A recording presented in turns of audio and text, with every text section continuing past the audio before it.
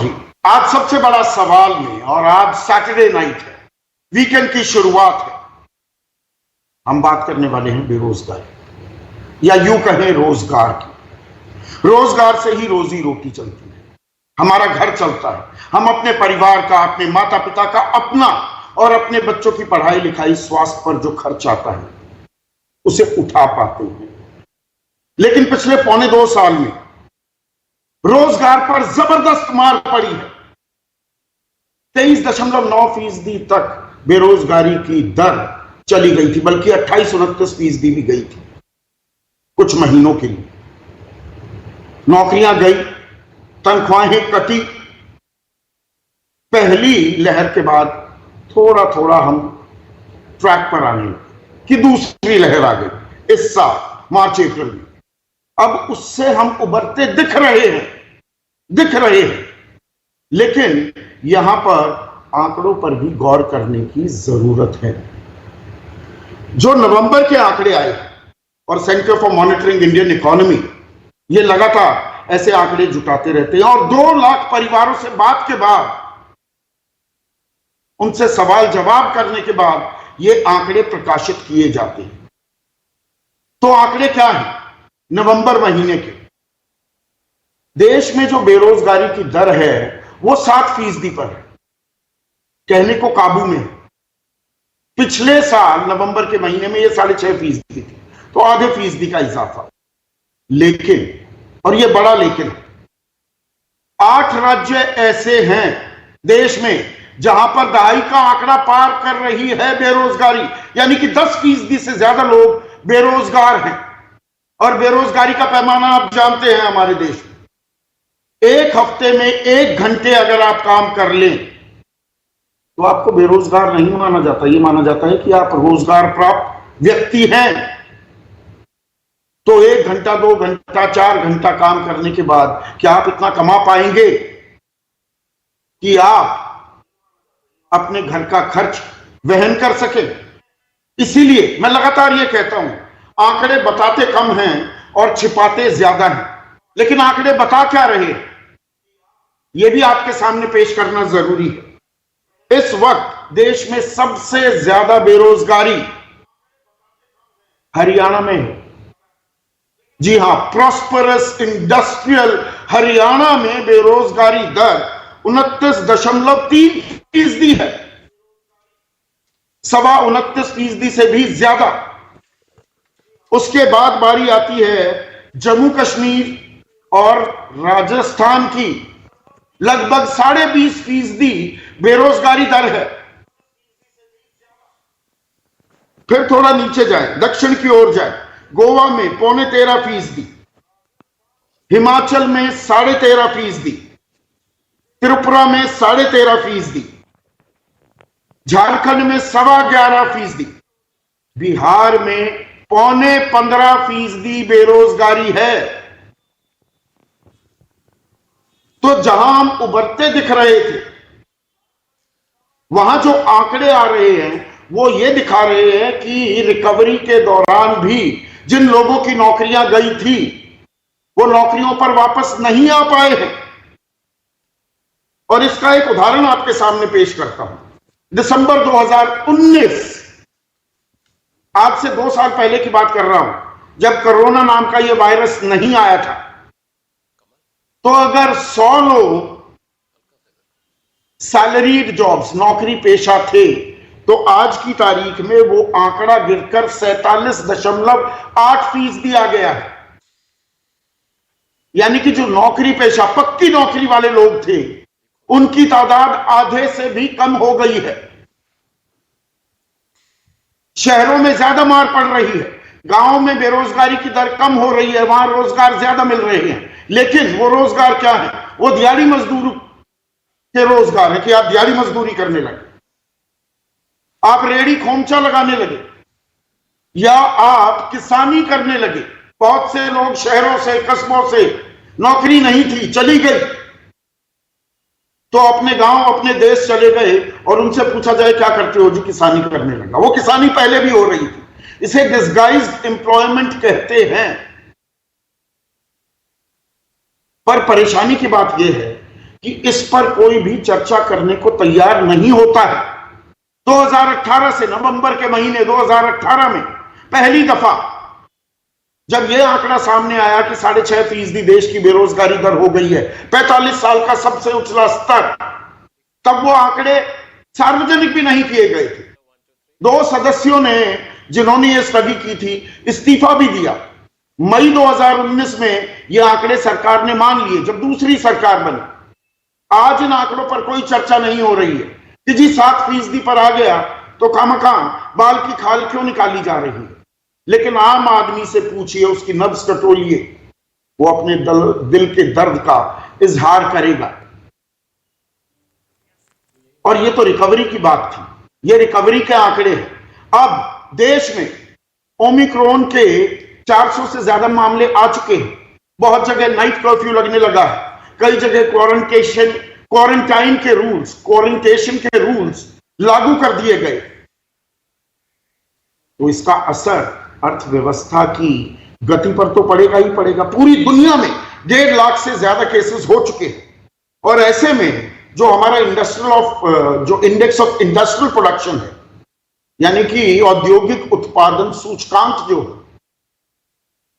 वो कहानी क्या बयां कर रहा है, उस पर भी नजर डालनी, गौर करना जरूरी हो जाता है। अक्टूबर के जो आंकड़े हैं हमारे पास, इंडेक्स ऑफ इंडस्ट्रियल प्रोडक्शन, जो औद्योगिक उत्पाद है, उसकी विकास दर महज 3.2% रह गई। 3.5% थी सितंबर में, 12.5% के करीब अगस्त में थी, और लगातार गिरती जा रही है। ओमिक्रॉन से पहले के आंकड़े हैं ये, क्योंकि कमोडिटी प्राइसेस इतने ज्यादा बढ़ गए हैं। मैन्युफैक्चरिंग सेक्टर, जहां सबसे ज्यादा रोजगार दिया जाता है, उसकी विकास दर 2% पर आ गई है, 11.25% से घटकर 2%। कंज्यूमर ड्यूरेबल्स वो 6.1% पर आ गए। तो डिमांड की बात नहीं, सप्लाई बॉटलनेक्स इतने ज्यादा हो गए हैं और इनका असर आम आदमी पर पड़ता है जो वहां नौकरी करता है। तो ओमिक्रॉन कोरोना का ये जो वेरिएंट है, ये आपकी, मेरी, हमारी, हम सब की रोजी रोटी पर फिर से तलवार लटकाने वाला है क्या? और इसके लिए क्या हमें साझा प्रयास करने की जरूरत है? एक राष्ट्रीय नीति होनी चाहिए क्या? क्योंकि एक दूसरे पर आरोप प्रत्यारोप करके काम नहीं चलने वाला है। हरियाणा में बीजेपी की सरकार है तो राजस्थान में कांग्रेस की सरकार है, झारखंड में मिलीजुली सरकार है, तो बिहार में बीजेपी और जेडीयू की सरकार है। This is cutting across political lines and political parties. तो सभी को कदमताल करना होगा क्या? देश का युवा अगर बेरोजगार रहेगा और जिनकी बंधी बंधाई एक सेटल जॉब थी, वो उससे विस्थापित हो रहे, मैं ये शब्द बड़ी जिम्मेदारी से इस्तेमाल कर रहा हूं, तो क्या ये हम सब के लिए चिंता का सबब नहीं होना चाहिए? इसी पर आज हम चर्चा करने वाले हैं, हम बहस नहीं करते हैं। आज का सबसे बड़ा सवाल, कब तक सहे बेरोजगारी की मार? अब 2.25 साल होने को आए और सही में तो नवंबर 2018 से हम ये बात कह सकते हैं, बेरोजगारी एक बड़ी समस्या के तौर पर पूरे देश के सामने मुंह बाए खड़ी है। और दूसरा सवाल, ओमिक्रॉन लगाएगा अर्थव्यवस्था पर ब्रेक। बाजार भी धड़ाम गिरा था लेकिन 2 दिन से संभल रहा है, लेकिन बाजार को मैं मानक नहीं मानता हूं। हमें जो संकेत मिल रहे हैं, क्या वो चिंताजनक संकेत हैं? चर्चा में मेरे साथ बीजेपी के राष्ट्रीय प्रवक्ता, अर्थव्यवस्था के अच्छे खासे जानकार हैं, गोपाल अग्रवाल, कांग्रेस की राष्ट्रीय प्रवक्ता, one of the foremost business journalist of the country रह चुकी हैं सुप्रिया श्रीनेत, समाजवादी पार्टी के राष्ट्रीय प्रवक्ता घनश्याम तिवारी, जेडीयू के प्रवक्ता, उनके युवा चेहरा, तेज तर्रार अजय आलोक, और देश के 2 जाने माने अर्थशास्त्री विजय सरदाना और शरद कोहली मेरे साथ इस चर्चा में जुड़ चुके हैं। तो गोपाल बाबू, ये बेरोजगारी, ये फिर से एक बड़ी समस्या के तौर पर उभर रही है क्या? जो ये संकेत मिल रहे हैं, जो आंकड़े कहानी बयां कर रहे हैं, परेशान करने वाले हैं क्या? देखिए, एम्प्लॉयमेंट इस देश के लिए हर वक्त चिंता का विषय है, और वो कोई आज आपके पास आंकड़े आए, आंकड़े तो कोई चीज की स्थिति को दर्शाते हैं, लेकिन जो ग्राउंड स्थिति है वो ये है कि एम्प्लॉयमेंट अपने आप में काफी चैलेंजिंग है। एम्प्लॉयमेंट हरदम से चैलेंजिंग रहा है। इस देश की बहुत बड़ी जनसंख्या वो है, युवा वर्ग हर वक्त नौकरी में हर महीने आते हैं, और अगर इस समस्या के जड़ में जाना है तो यह देखना पड़ेगा कि हमारे यहाँ मैन्युफैक्चरिंग सेक्टर की इतना बुरा हाल क्यों है और एग्रीकल्चर सेक्टर में इतनी इनकम लो क्यों है। तो ये दोनों चीजें इसकी जड़ है। आप समस्या प्रॉब्लम्स को ही डिस्कस करते रहेंगे और सॉल्यूशन को नहीं डिस्कस करेंगे तो प्रॉब्लम्स तो इस देश में बहुत सारे हैं। सॉल्यूशन मैं तो इसलिए कहा साझा नीति होनी चाहिए क्या, राष्ट्रीय नीति रोजगार को लेकर होनी चाहिए क्या? मैं इसलिए कह रहा हूं, इसमें एक दूसरे पर आरोप प्रत्यारोप करने से बिल्कुल सही कहा आपने, हल नहीं निकलेगा, हमें हल भी निकालना होगा क्योंकि ये समस्या विकराल हो रही है। तो इसीलिए मैं बोल रहा हूं कि 2 महीने और क्योंकि मैं आर्थिक विषय को अच्छी तरह समझता हूं, 2 क्षेत्र हैं जो कि इस देश के एम्प्लॉयमेंट समस्या को सॉल्व कर सकते हैं। एग्रीकल्चर सेक्टर में इनकम बढ़े और मैन्युफैक्चरिंग सेक्टर का जो हम लोगों ने टारगेट लिया है कि 25% जीडीपी को कंट्रीब्यूट करे, उसमें MSME sector, self entrepreneurship, self employment सब हो। इसके लिए सरकार क्या काम कर रही है, इसके लिए सरकार कैसे आगे बढ़ रही है, ये चर्चा करेंगे तो इसका समस्या का समाधान पे हम चर्चा करेंगे। नहीं तो आप बोलेंगे तो ये डेटा थोड़ी मैं डिनाई कर रहा हूं, और अनएम्प्लॉयमेंट एक प्रॉब्लम है, मैं तो कह ही रहा हूं। आप किसी से पूछ लीजिए, देश में अनएम्प्लॉयमेंट बड़ी चिंता का विषय है। तो फिर कौन जिम्मेदार है बात करेंगे तो ये आरोप प्रत्यारोप भी हो सकते हैं। नहीं, आरोप प्रत्यारोप की बात नहीं, आपने मैन्युफैक्चरिंग की 2 बातें की। एक मिनट सुनिए ना गोपाल बाबू, आपने मैन्युफैक्चरिंग की, मैं आप ही से तो मुखातिब हूं, सुनिए ना। मैन्युफैक्चरिंग की आपने बात की, मेक इन इंडिया जो योजना थी सरकार की, 2014 में ही इसकी घोषणा कर दी गई, और आपने बिल्कुल सही कहा कि मैन्युफैक्चरिंग का पुट देश की अर्थव्यवस्था का 25% होना चाहिए। कहा गया 100 मिलियन जॉब्स क्रिएट होंगे मैन्युफैक्चरिंग सेक्टर में, यानी कि 10 करोड़ रोजगार। तो अब तो 7 साल हो गए गोपाल बाबू उस बात को। तो ये क्या सरकार की एक विफलता रही? मैन्युफैक्चरिंग सेक्टर का जो पुट होना चाहिए था वो नहीं, अब तो 2% पर ग्रो कर रहा है मैन्युफैक्चरिंग सेक्टर। देखिए, जिस तरह से मैन्युफैक्चरिंग सेक्टर अभी पोस्ट कोविड की त्रासदी के कारण जो बॉटलनेक आया वो अलग है, वह एक पूरा देश ही नहीं पूरे विश्व ने उस त्रासदी को झेला। लेकिन जो सरकार की स्कीम है मैन्युफैक्चरिंग सेक्टर को कैसे बढ़ावा मिलेगा, हमारे यहाँ पे लॉजिस्टिक कॉस्ट इतनी ज्यादा है, इंफ्रास्ट्रक्चर, रोड, सर्विस, रेलवेज, वह उसकी व्यवस्था, उसकी स्थिति बहुत खराब थी। तो सरकार ने पिछले 7 साल में सबसे ज्यादा फोकस किया है तो वो कनेक्टिविटी पे किया है, रोड्स का, रेलवेज का, एयरपोर्ट्स का, वाटरवेज का। ये जितना अच्छा लॉजिस्टिक होगा, आपने अभी मैन्युफैक्चरिंग का कंट्रीब्यूशन जीडीपी में देखा, लॉजिस्टिक का देखा है जीडीपी में कंट्रीब्यूशन।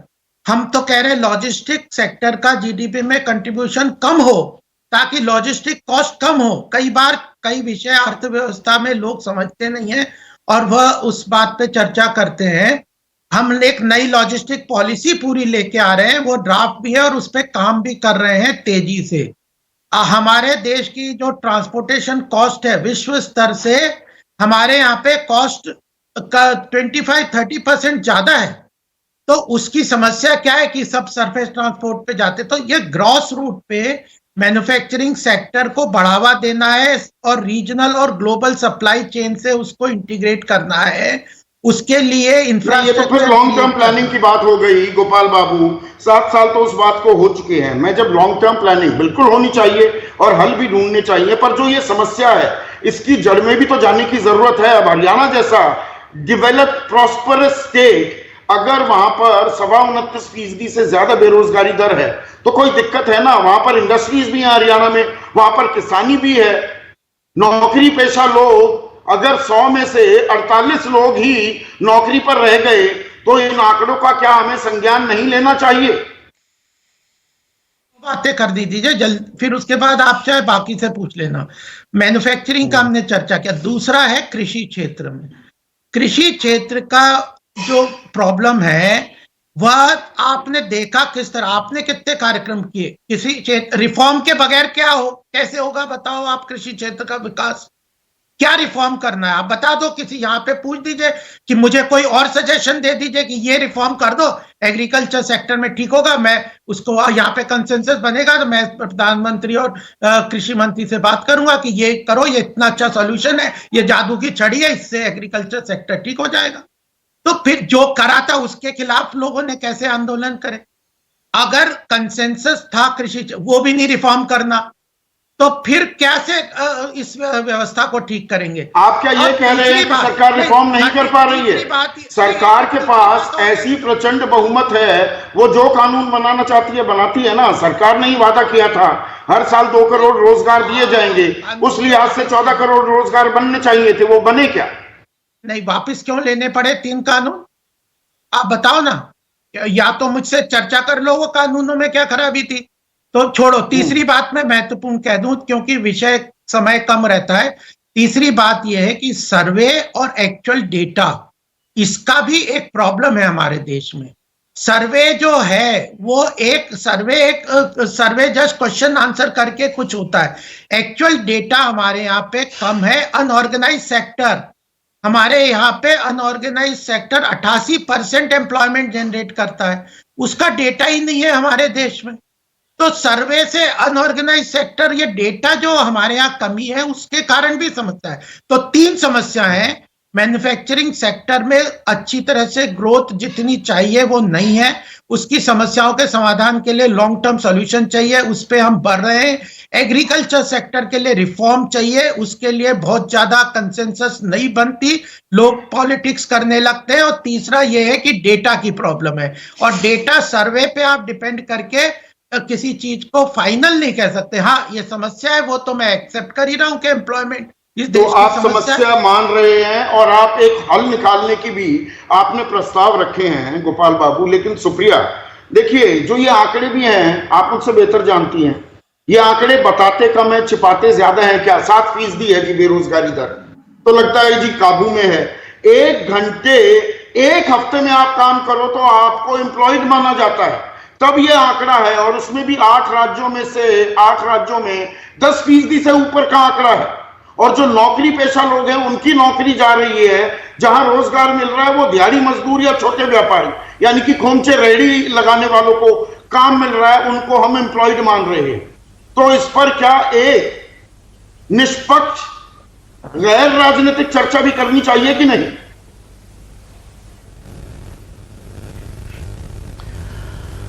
साधुवाद आपका कि आप इस पर चर्चा कर रहे हैं। मैं 2 बातें बोलूंगी। मैं बिल्कुल 100% सहमत हूं कि इस पर गैर राजनीतिक तो छोड़िए, इस पर दलगत राजनीति को छोड़कर एक विचार विमर्श होना जरूरी है। लेकिन सबसे पहले संदीप जी, सरकार को एक्सेप्ट करना पड़ेगा। आज गोपाल बाबू यहां पर कह रहे हैं क्योंकि वो इकोनॉमी भली भांति समझते हैं, लेकिन सरकार के नुमाइंदे तो बिल्कुल नहीं मानते हैं कि दिक्कत है। सरकार को लगता है वाह भाई क्या जॉब्स है, आप आइए उत्तर प्रदेश और देखिए क्या पोस्टर है, सबको नौकरी, सबकी खुशहाली, सब ठीक ठाक है। तो सबसे पहले समस्या का निवारण करने के लिए आपको समस्या को एक्सेप्ट करना है। मुझे लगता है पहला काम होना चाहिए एक व्हाइट पेपर रिलीज होना जॉबलेसनेस अनएम्प्लॉयमेंट पे। और ये इसलिए ज्यादा खतरनाक है देश के लिए क्योंकि हमारी अधिकांश आबादी वर्किंग पॉपुलेशन है, 25 साल से उम्र में कम है, जिनको की कार्यरत होना चाहिए और उनके पास नौकरियां नहीं है, पहली चीज। दूसरी चीज हमें देखना पड़ेगा कि कौन से ऐसे डिसीजंस हुए जिससे जॉबलेसनेस मास लेवल पर हुई। जॉबलेसनेस, डिमोनेटाइजेशन और जीएसटी उसमें जबरदस्त उभर कर आते हैं। जीएसटी होना चाहिए था, लेकिन शायद थोड़ा समन्वय शायद बना के थोड़ा ठीक तरीके से होना चाहिए था। एक और बात है, इस समय एम्प्लॉयमेंट कौन करेगा? इस समय एम्प्लॉयमेंट जनरेशन सरकार और सरकारी संस्थाएं कर सकती थी, लेकिन बजाय लेबर इंटेंसिव रिफॉर्म्स की बात करने के हम लेबर डिस्प्लेसिंग रिफॉर्म्स कर रहे हैं। कल मैंने एक टीवी चैनल में देखा, सरकार शायद ये एक सुझाव और प्रक्रिया चल रही है कि पीएसयूज में कैसे सरकार का 51% से स्टेक कम करके 26% पर लाया जाए। आपको लगता है वहां पर अनएम्प्लॉयमेंट नहीं होगा? आपको लगता है वहां पर काट छाट नहीं शुरू हो जाएगी? ऐसे समय में जरूरी है लेबर इंटेंसिव रिफॉर्म्स की बात करना, लेबर डिस्प्लेसिंग रिफॉर्म्स नहीं। मैं एक चीज तो और क्या ये सारी जिम्मेदारी, एक मिनट रोक रहा हूं, क्या ये सारी जिम्मेदारी सुप्रिया केंद्र सरकार की है, मैं इसीलिए कदम ताल की बात कर रहा हूं। आप अपने ही शासित राज्य राजस्थान का आंकड़ा देखिए, हरियाणा में अगर 29.29% से ज्यादा की बेरोजगारी है तो राजस्थान में 20.5% है। आप ही की साझा सरकार जिस झारखंड में चल रही है वहां 11.25% बेरोजगारी है। तो ये तो हर एक को हॉर्सेस फॉर कॉसेस वाली नीति अपनानी पड़ेगी ना। क्या राज्य सरकारों की कोई जिम्मेदारी नहीं? संदीप जी, ये कांग्रेस बनाम भाजपा का मुद्दा ही नहीं है। मतलब ये झारखंड और राजस्थान बनाम गोवा, उत्तर प्रदेश, हिमाचल प्रदेश, उत्तराखंड, हरियाणा, गोवा का मुद्दा नहीं है, यह देश के युवाओं का मुद्दा है।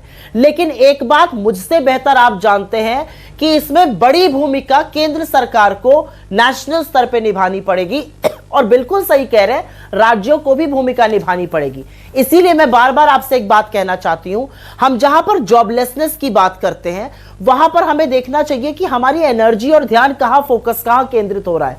सारी सरकार ईज ऑफ डूइंग बिजनेस में लगी हुई थी। अरे 2 शहरों का डेटा है वो दिल्ली बंबई पे, क्या ऑब्सेशन है इसका?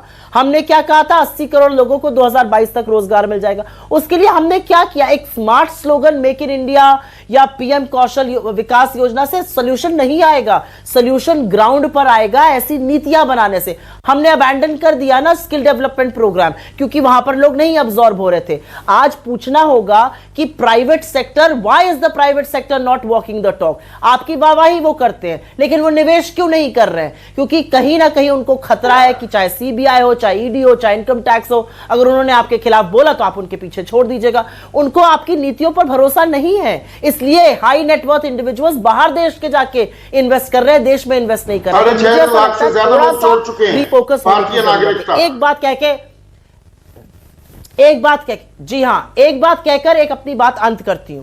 वो बात यह है कि सबसे बड़ा मुद्दा इस समय होना चाहिए भारत के लिए, एक्सपोर्ट कैसे बढ़ाया जाए। एक्सपोर्ट जॉब इंटेंसिव सेक्टर होता है, एक्सपोर्ट बढ़ाने के बजाय एक्सपोर्ट लगातार घटता जा रहा है। और जब अमेरिका और चीन का जबरदस्त द्वंद्व चल रहा था ट्रेड को लेकर, तो बांग्लादेश और वियतनाम जैसे मार्केट्स में चीन का कारोबार गया, हमारे पास क्यों नहीं आया? क्योंकि हमारी नीति ही नहीं थी, ये तो हमारी प्राथमिकता नहीं है। अगर आप कुछ भी करेंगे जरूरी होगा, ये जॉब इंटेंसिव सेक्टर है। स्पीड ब्रेकर बन जाएगा क्या सुप्रिया? आप एक्सपोर्ट पर ध्यान भी देंगे?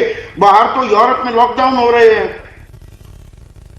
इमरजेंसी लॉकडाउन किए जा रहे हैं, एक्सपोर्ट की राह में तो फिर से रोड बिछ गए हैं। आप इकोनॉमी समझते हैं, इकोनॉमी के 4 पहिए होते हैं, किसी भी इकोनॉमी के 4 पहिए होते हैं, private consumption, public expenditure, private expenditure और एक्सपोर्ट्स।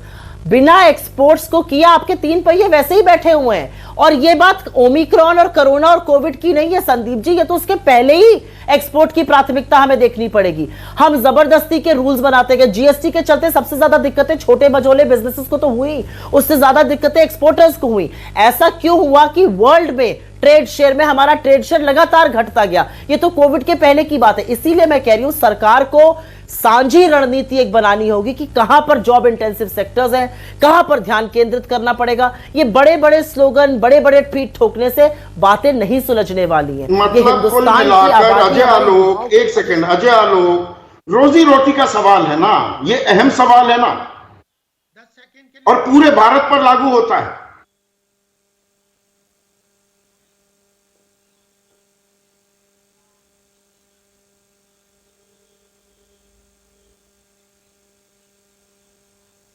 जी अजय, सवाल आपसे था। जी, सवाल आप ही से था। मैं सुन नहीं पाया संदीप, रोजी रोटी का सवाल है। मैं अजय ये कह रहा हूं, ये रोजी रोटी का सवाल हर घर पर लागू हो रहा है ना, ये परेशानी का सबब है ना, या बढ़ा चढ़ाकर बातें पेश कर रहा हूं? नहीं, बिल्कुल आपका सवाल बहुत मौजूद और आज के कंटेक्स्ट में और भी मौजूद इसलिए हो जाता है क्योंकि जो आपने अपने सवाल का दूसरा हिस्सा किया ओमिक्रॉन, इससे पहले डेल्टा वेरिएंट के असर में हम देख चुके थे। अब मैं तो खुद कहता हूं बिहार में 2020 में एक समय में, इसी समय में, पिछले साल 2020 के अक्टूबर में भी ये बिहार में बेरोजगारी दर 46.2% पहुंच गई थी, जो अब घट के 14.8% पे आई है, जिसकी आज आप चर्चा कर रहे हैं। बीच में ये घट के 10% तक भी गई थी। ये सबके लिए एक चिंता का विषय है। और ये मंडराती बीमारी जो है, अगर ये फिर संक्रामक रूप लेती है आज से 3 महीने के बाद या 2 महीने के बाद पीक अगर आता है, तो क्या इसे हम झेलने के लिए तैयार हैं? हालांकि कोरोना काल में सरकार के स्तर पे हर राज्यों ने तैयारी की है कि हम एम्प्लॉयमेंट को कैसे बढ़ाएं और कैसे राहत दें, लेकिन इस बीमारी को अगर आप हटा दें तब भी देश में इस तरह की जो आपकी अनएम्प्लॉयमेंट की समस्या कोई आज की नहीं है। 1991 से उठा के मैं डेटा देख रहा था, बदस्तूर क्या यूपीए, क्या कांग्रेस, क्या एलडीएफ, यूडीएफ, कोई भी सरकार उठा के देख लीजिए, ये 5.25% से लेकर 7% तक हमेशा बना रहा। सिर्फ 7.2% का उछाल अभी आया है, नहीं तो 5.25 से 6.5% तो हमेशा अनएम्प्लॉयमेंट दर रही। सवाल ये कि 20 सालों में हम इसको सुधार नहीं पाए हैं, ये क्यों हुआ? कोई ये 1-2 साल की बात नहीं है। बीच में नेचुरल है कि अगर आप नोटबंदी कर लीजिए, जीएसटी कर लीजिए, कुछ रिफॉर्म के स्टेप्स लीजिए, तो उसका एक करवा असर भी पड़ता है। कोरोना आ गया, सोने पे सुहागा हो गया, हम धड़ाम से गिर गए। तो ये बात सही बात है कि दलगत को छोड़कर और एक राष्ट्रहित पे बिल्कुल इस पे चर्चा होनी चाहिए कि और ऐसे क्या उपाय होने चाहिए, जैसे भी गोपाल जी कह रहे थे कि इसको आने वाले 5-10 वर्षों में, क्योंकि आबादी पे हम कंट्रोल कर नहीं पा रहे हैं, आबादी हमारी बढ़ती जा रही है। 20 साल पहले हमारी आबादी 80 करोड़ थी, आज हमारी आबादी बढ़ के 135 करोड़ हो गई है। तो ये अनएम्प्लॉयमेंट, तो इसी रेशियो पर आबादी बढ़ेगी तो अनएम्प्लॉयमेंट बढ़ेगा। तो इस पर राष्ट्रीय नीति होनी चाहिए ना अजय। देखिए, अब जैसे और मैं सब राजनीतिक दलों की बात कर रहा हूं, सब राजनीतिक दलों की। अभी चुनाव हो रहे हैं 5 राज्यों में, जी स्मार्टफोन दे देंगे, जी स्कूटी दे देंगे, जी इतनी जॉब्स दे देंगे, जी वो जॉब्स की बात। वही नीतीश कुमार ने कहा नौकरियां पेड़ों पर लगती हैं कि कहीं से भी हम नौकरी कर दें। एक राष्ट्रीय नीति चाहिए ना। मैं कुछ और आंकड़े देख रहा था, पहली लहर के बाद 44% per capita house hold income, एक परिवार की जितनी आय थी, 44% लोगों की आय में गिरावट आई। दूसरी लहर के बाद यह फिगर 19% थी। 97% लोग कहते हैं कि उनकी आय में गिरावट आई है। 55% कहते हैं सीधी गिर गई, 42% कहते हैं उतनी की उतनी है। यह अपने आप में संकेत है ना कि हम सारे मिलकर एकजुट होकर कदम ताल करें इस मसले को लेकर। या 5 किलो अनाज दे दिया जी, रोटी खाओ और सो जाओ और मस्त रहो। नहीं, देखिए 5 किलो अनाज, संदीप, वो एक डिफरेंट इश्यू था ऑल टुगेदर। कोरोना काल में एक ठेला चलाने वाला, रेडी चलाने वाला, ऑटो चलाने वाला या वो दिहाड़ी का मजदूर जिसको दिन भर काम नहीं मिल रहा है, वो खाएगा क्या? ये एक ऐतिहासिक और क्रांतिकारी निर्णय था। किसी देश को 80 करोड़ जनता को आप 5 किलो अनाज लगातार 1.5 साल तक आप देते रहें, ये इसके लिए भी राष्ट्र में एक शक्ति चाहिए। क्या भारत इस पोजीशन में था 70-80 के दशकों में कि ये काम कर सके? नहीं। तो ये तो हमने तरक्की की है और इसकी तो तारीफ होनी चाहिए कि आज हम इतने सशक्त हैं कि ये काम हम कर सकते हैं। और बिल्कुल एक राष्ट्रीय नीति, एक राष्ट्रीय विमर्श इसमें होना चाहिए कि अपनी बढ़ती आबादी के मद्देनजर इस अनएम्प्लॉयमेंट दर को हम कैसे कंट्रोल करेंगे। आज यहां पे आप ये देखिए, नीति की आप बात कर रहे हैं, 18 वर्षों से 21 वर्ष पे अगर महिला की शादी का उम्र बढ़ा दिया जाता है तो उस पर इस देश में कंट्रोवर्सी होने लगता है। कंसेंसस बनाएंगे कहां से आप? एक एक चीज पे लोगों को दिक्कत है, हर चीज को राजनीति के चश्मे से देख रहे हैं लोग। समस्या यही है। 20 साल का एनालिसिस उठा के देखिए ना, मैंने तो सारे सरकारों का बोला, 5.5 से 6.5% की अनएम्प्लॉयमेंट दर हमेशा रही। क्यों नहीं चिंता किया गया कि 20 साल में हमारी आबादी कहां से कहां चली गई? तो कहीं ना कहीं अगर ये बढ़ रहा है तो हमारी आबादी भी बढ़ रही है। उसके हिसाब से एक प्रोग्रेसिव सोच अगले 25 सालों के लिए बनानी पड़ेगी। ये सबको मिलकर बनानी पड़ेगी। इसीलिए हम ये चर्चा कर रहे हैं। और घनश्याम तिवारी, क्या हम शत्रुमुर्ख बने हुए हैं इस समस्या को लेकर? और देखिए ये आंकड़े की जी 7%, अभी अजय ने कहा, बहुत सारी बातें मानी है। And I am so glad cutting across political spectrum एक राय बनती दिख रही है। गोपाल बाबू या सुप्रिया या अजय ने जो अब तक कहा, एक आम सहमति है कि भाई ये समस्या है, पर इस समस्या की गहराई हमें नापनी पड़ेगी, आंकनी पड़ेगी कि 7% नहीं है ये बेरोजगारी दर। अगर नौकरी पेशा लोग 100 में से वो 48 रह गए और जो रोजगार मिल रहे हैं वो दिहाड़ी मजदूरी के रूप में मिल रहे हैं या छोटे व्यापार, ये स्वरोजगार का चोगा उड़ाकर कि जी स्वरोजगार करिए, हर राजनीतिक दल, क्योंकि इसमें राज्य सरकारें भी शामिल है, अपनी जिम्मेदारी से पल्ला झाड़ रही हैं क्या दरअसल? नमस्कार संदीप जी, आपको, दर्शकों को और को पैनलिस्ट को सभी को क्रिसमस पर्व की हार्दिक शुभकामनाएं। खुशी और खुशहाली का त्योहार है। लेकिन मैं ये जरूर कहूंगा कि बाकी लोगों की राय से इतर मुझे लगता है कि अचानक से ये चर्चा दार्शनिक और निराशावादी हो गई है। इस देश में एक व्यक्ति देश का प्रधानमंत्री बनने की चेष्टा करते हैं और वो 2 करोड़ रोजगार का वादा करते हैं। क्या वो खोखला वादा था? इस देश में एक व्यक्ति कहते हैं महंगाई की मार और नहीं पड़ेगी। आज हमारे देश की स्थिति यह है, क्या देश के प्रधानमंत्री हर शहर में जाकर के जहां रैलियां कर रहे हैं महंगाई की बात कर रहे हैं, रोजगार की बात कर रहे हैं? या आदित्यनाथ उत्तर प्रदेश में रोजगार की बात कर रहे हैं? जहां पे देश में आप रोजगार की बात शुरू कीजिए, आप एक युवा युवती की दृष्टि से देखिए, अगर शिक्षा, अच्छी शिक्षा कम दामों में मिलेगी तो उससे उस रोजगार के अवसर बुलंद होंगे। क्या देश के शिक्षा मंत्री रोजगार की बात कर रहे हो तो उत्तर प्रदेश में प्रचार कर रहे हैं? देश के शिक्षा मंत्री, इस देश में भारतीय जनता पार्टी की सरकारों ने 7 साल में जितनी अपनी नीतियां बदली हैं उससे ज्यादा शिक्षा मंत्री बदले हैं। कौशल विकास पे आइए, क्या देश के कौशल विकास मंत्री रोजगार की बात कर रहे हैं? नहीं, चुनाव प्रचार कर रहे हैं। अगेन, इस देश में जितनी बार मोदी जी एक दिन में कपड़े बदलते हैं उतनी बार देश में कौशल विकास मंत्री हुए हैं। आप वित्त मंत्री के ऊपर आइए, कितनी बार वित्त मंत्री बदले गए हैं। प्रधानमंत्री का आर्थिक सोच से कोई लेना देना नहीं है, उनकी सोच सारी अपने भाषण और प्रचार में वही सरकार की बात हो गई। मेरा सवाल यह है, राजनीतिक प्राथमिकता है क्या रोजगार हमारे देश की? मैं कह रहा हूं कि बात राजनीतिक प्राथमिकता की है ही नहीं। बात ये, जो वर्तमान सरकार है केंद्र में, ना उसकी प्राथमिकता है ना उसके पास क्षमता है। उसकी कौन सी नीति? अभी गोपाल बाबू यहां कह रहे थे कि हमारी कृषि नीति फेल हो गई, हम रिफॉर्म नहीं कर पाए। उससे पहले कह रहे थे कि मैन्युफैक्चरिंग में कुछ नहीं कर पाए। तो आप सरकार में आए किस लिए हैं? अगर आपके हाथ ऐसे बंधे हुए हैं और आप आकर के कहते हैं, आप इतने पढ़े लिखे प्रवक्ता है भारतीय जनता पार्टी के, आप कहते हैं हम कुछ नहीं कर पा रहे। जिस देश में 13 लाख लोग हर महीने रोजगार के लिए नए श्रेणी में आते हैं, जिस देश में मीडियन इनकम 15,000 रुपए है जून 2021 के हिसाब से, 11,000 मीडियन एक्सपेंडिचर है, जहां पे आपने लोगों को झुंझुना पकड़ा दिया, कहा कि 50,000 का हम आपको लोन देंगे, उस पर आप रोजगार क्रिएट कर लीजिए। इस देश में रोजगार, बेरोजगारी की समस्या इसलिए है कि देश में सर्वोच्च राजनीतिक पार्टी पाखंड में डूबी हुई है। वो देश को बताना चाहती है यही अच्छे दिन है, अच्छी शिक्षा नहीं मिलेगी, तो अगर सरकार स्वरोजगार के राजनीतिक मुद्दे नहीं, स्वरोजगार के अवसर पैदा कर रही है, मुद्रा लोन दे रही है, 28-29 करोड़ लोगों को वो लोन दिए गए हैं, और उत्तर प्रदेश की आप बात करें, उत्तर प्रदेश में तो बेरोजगारी दर 4.8। तो अगर हम मीन में ही निकालते रहेंगे, उससे समस्या का हल निकलेगा क्या? घनश्याम तिवारी, सोचिए, अगर हम अर्थशास्त्री के दृष्टि से इन आंकड़ों पर यकीन करें, एक बात है, अगर हम राजनीतिक व्यक्तियों के रूप में या पत्रकारों के रूप में इन आंकड़ों पे देखें, और आपका जो दर्शक देख रहा है वो कह रहा है, उससे आंकड़े क्या कह रहे हैं? 4%, 100 में से 4 लोग बेरोजगार हैं। उसे अपने आसपास के 4 परिवार में 10 युवा युवतियां बेरोजगार दिखाई दे रही हैं। कलाबाजी की है ही नहीं। आपके हर दर्शक के परिवार में, यही सीएमआई का डेटा कहता है कि जिस तरीके से लेबर पार्टिसिपेशन रेट फॉल किया है, गिरा है, हर परिवार में बेरोजगारी है। तो ये सरकार समझती है कि ये आंकड़ों से उसे धोखा दे देगी। उत्तर प्रदेश में 4% बेरोजगारी है। कितने लोग 20 लाख बच्चे आए थे उस एग्जाम में अभी नवंबर में लिखने के लिए, जो पेपर भारतीय जनता पार्टी की सरकार ने लीक करवा दिया, वो एग्जाम अभी तक नहीं हुआ। ये क्या बच्चे रोजगार में हैं? कोई एक ऐसा पद नहीं निकाला है सरकार ने जिसमें प्रत्येक पद के लिए 200 से अधिक दावेदार ना हो। उसके अलावा आप सरकारी रोजगार हर तरीके से समेट रहे हैं। सरकारी जो 70 साल में बने, आपने आरोपों की फहरिस्त गिनवा दी। गोपाल बाबू, क्विक रिस्पांस, क्योंकि दोनों अर्थशास्त्री अभी खामोश बैठे। 40 सेकंड 45 सेकंड का आप रिस्पांस दीजिए प्लीज। देखिए, पहली बात यह है कि सुप्रिया जी की बात बता दूं, एफडीआई जो है, इन्वेस्टमेंट, कोई डोमेस्टिक इन्वेस्टर बाहर नहीं करा, बाहर से बहुत बड़ा निवेश आ रहा है, और इतना बड़ा एफडीआई फ्लो पूरे वर्ल्ड में सबसे ज्यादा भारत में आ रहा है। नहीं, वो $82 बिलियन आया, 28 बिलियन तो एक कंपनी के पास आया। उसमें हकीकत ये भी है।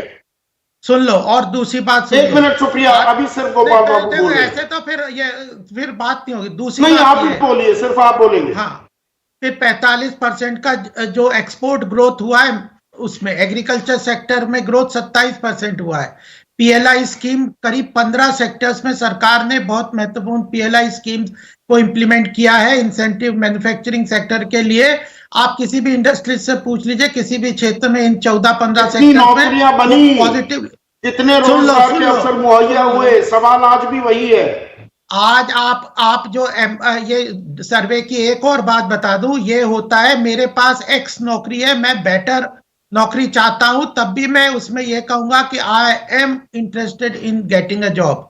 तो वह भी एक नहीं, तो वो तो आंकड़े बता ही नहीं रहा, मैं तो सीधे बेरोजगारी के बता रहा हूं, जिनको 1 घंटे का भी काम नहीं मिला 1 हफ्ते में। नहीं, तो आपने मुद्रा लोन की, जब स्वरोजगार सरकार का फोकस है, रेडी वाले पटरी वालों के लिए इतना ज्यादा सरकार सहयोग कर रही है, एफपीओ बना रही है, इंफ्रास्ट्रक्चर बना रही है, सीमेंट, स्टील, कंस्ट्रक्शन इक्विपमेंट, ये सब बिना रोजगार के इतने बन रहे हैं क्या? 11 किलोमीटर के 37 किलोमीटर पर डे से सड़कें बन रही है, एयरपोर्ट बन रहे हैं, 22 जनरल मेडिकल कॉलेजेस बन रहे हैं। ठीक है, आपने अपनी बात कही, सुप्रिया। Response 45 seconds. संदीप जी, मैंने बात शुरू करने से पहले ही एक बात कही थी, दलगत राजनीति से ऊपर उठकर इस पर बात करनी पड़ेगी, लेकिन सरकार को एक्सेप्ट तो करना पड़ेगा। प्रॉब्लम है, अरे महाप्रभु पहले एक्सेप्ट तो करिए, समस्या है। आप तो गिनाने लगे क्या क्या क्या क्या क्या क्या हो रहा है। इतना सब कुछ हो रहा है तो हमारे युवा बेरोजगार क्यों हैं? प्रधानमंत्री की बर्थडे के दिन यह देश राष्ट्रीय बेरोजगारी दिवस क्यों मनाता है? इसके बारे में सोचिए।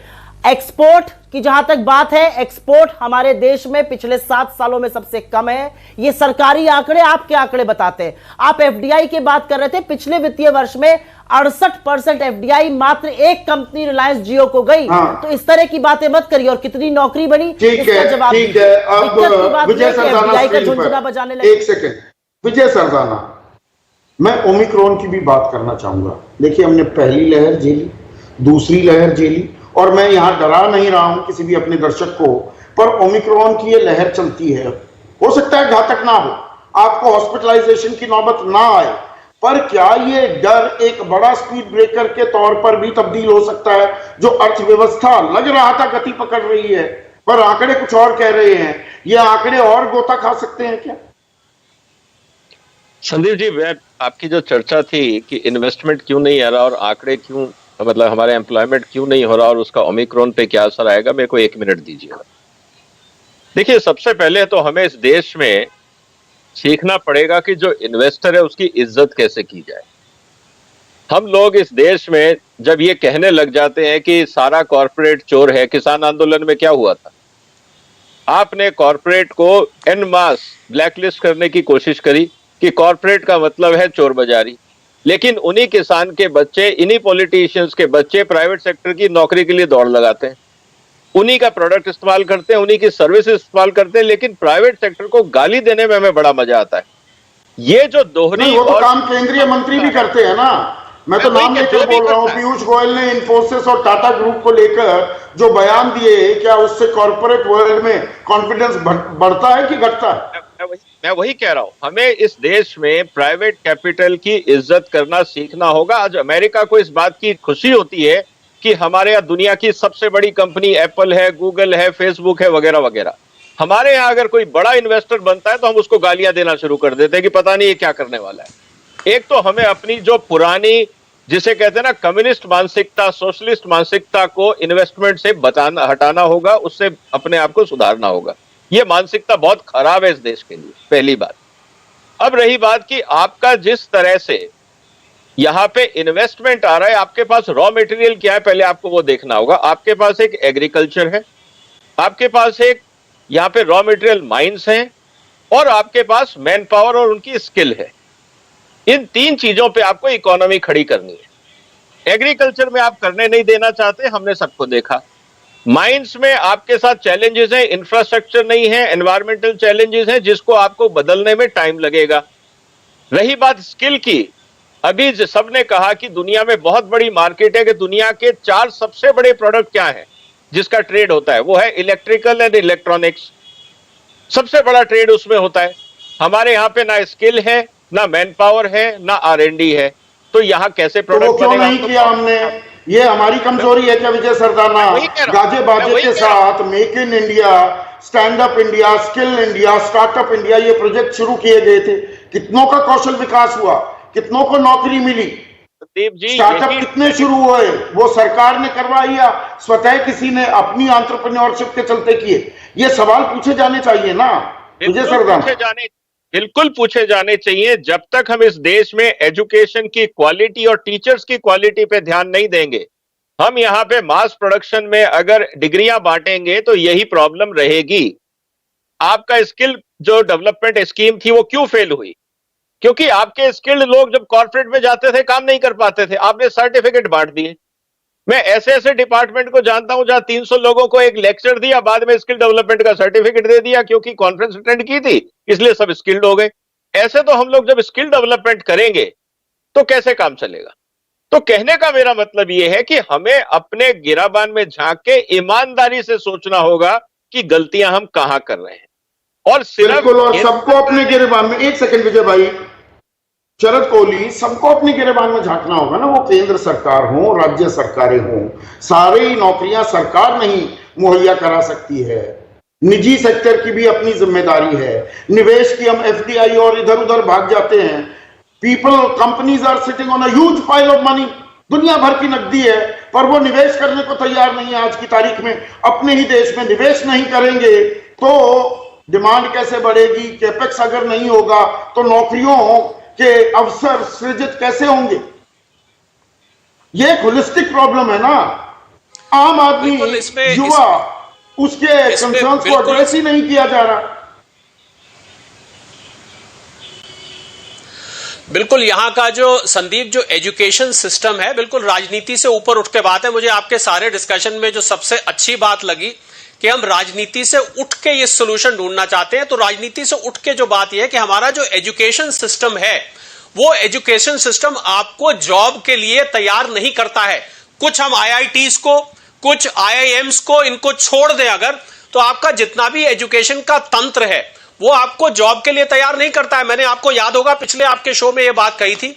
मैं ऐसी बहुत सारी कंपनीज को जानता हूं संदीप, जहां पर नौकरियां हैं पर उनको स्किल्ड लेबर नहीं मिल रही है। और जो नौकरियां अभी पैंडेमिक में गई है ना संदीप, अगर आप ध्यान से इन आंकड़ों में डुबकी लगा के देखेंगे तो आप देखेंगे उन लोगों की नौकरियां गई है जहां पर ज्यादा स्किल की जरूरत नहीं थी। हाई स्किल्ड लेबर जो है, हाई स्किल्ड एम्प्लॉयमेंट, वो नौकरियां नहीं गई हैं, वो नौकरियां वापस भी बहुत जल्दी आई। महिलाओं की, यंग लोगों की नौकरियां ज्यादा गई हैं। अगर आप अनएम्प्लॉयमेंट के आंकड़ों को डाइसेक्ट करके देखेंगे तो जितने यंग लोग थे उनकी नौकरी ज्यादा गई, महिलाओं की नौकरी ज्यादा गई। ये वो लोग थे जहां पर स्किल उतनी ज्यादा नहीं थी। हमें संदीप हल इसका ढूंढना है। हल इसका कहां पर है? आपको एजुकेशन सिस्टम में रिफॉर्म्स लाने हैं, आपको स्किल डेवलपमेंट करना है।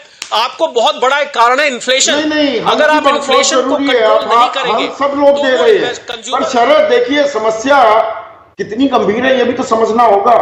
नौकरी में आपकी तनख्वाह कम हो गई, अब वो वापस आई है, अब ओमिक्रॉन फिर से खड़ा है, आपकी पॉसिबिलिटीज, करियर प्रोस्पेक्ट्स क्या लिमिट होते जा रहे हैं। कंपनियों को भी एक नया HR वालों की मौज हो गई, कॉस्ट कटिंग का एक जरिया मिल गया है।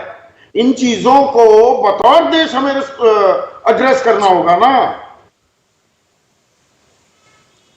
बिल्कुल करना होगा संदीप। इनके अलावा एक बहुत बड़ा एस्पेक्ट जो है कि आपकी 60 से 70% आबादी कुल 15% GDP में कंट्रीब्यूट करती है। एग्रीकल्चर क्षेत्र की मैं बात कर रहा हूं, और वहां पर रिफॉर्म्स लाने की कोशिश करी गई, उनको उभारने की कोशिश करी गई, तो उस कोशिश को नाकाम कर दिया गया। बिल्कुल आपको इस पे ध्यान देना पड़ेगा।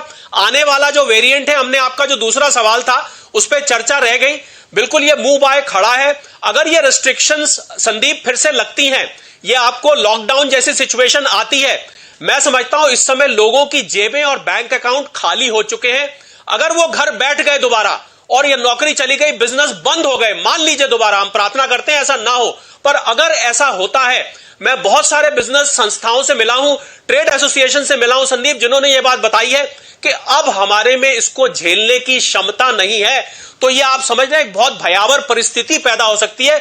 और मुझे लग रहा है सरकारों को, राज्य सरकारों को भी, केंद्र सरकारों को भी इसके लिए प्रीएम्प्टिव स्टेप ले लेने चाहिए, क्योंकि ये सिचुएशन आज से 15 दिन से 1 महीने के अंदर आती हुई मुझे दिखाई दे रही है। ऑलरेडी नाइट कर्फ्यूज हम देख रहे हैं, तो हमें धीरे धीरे फ्लाइट्स कैंसिल होती दिखेंगी। और आम आदमी को तो खैर दंश झेलना पड़ता ही है, लेकिन सरकारों को भी कहीं ना कहीं मॉनेटरी स्टिमुलस 20,90,000 करोड़ के स्टिमुलस वो दिए गए, लेकिन वो मॉडरेट स्टिमुलस थे, फिस्कल स्टिमुलस नहीं, सही मायने में कि आम आदमी की जेब में पैसा जाए, वो कुछ खर्च करे तो इकोनॉमी आगे बढ़े। तो उसके लिए भी सरकारों को, खास केंद्र सरकार को तैयार रहने की जरूरत है। क्या मकसद आपको डराना नहीं लेकिन चेताना है, और कम से कम एक अखिल भारतीय स्तर पर रोजगार को लेकर एक गंभीर विमर्श हो, इसी उम्मीद के साथ हैप्पी वीकेंड। नमस्कार। नमस्कार, मैं हूं मानक गुप्ता। अगर आपको हमारा ये वीडियो पसंद आया हो तो इसे लाइक और शेयर जरूर करें, और हां, हमें सब्सक्राइब और फॉलो करना ना भूलें। ताकि आप देश और दुनिया की कोई खबर मिस ना करें। तो जुड़े रहिए हमारे साथ और देखते रहिए News 24।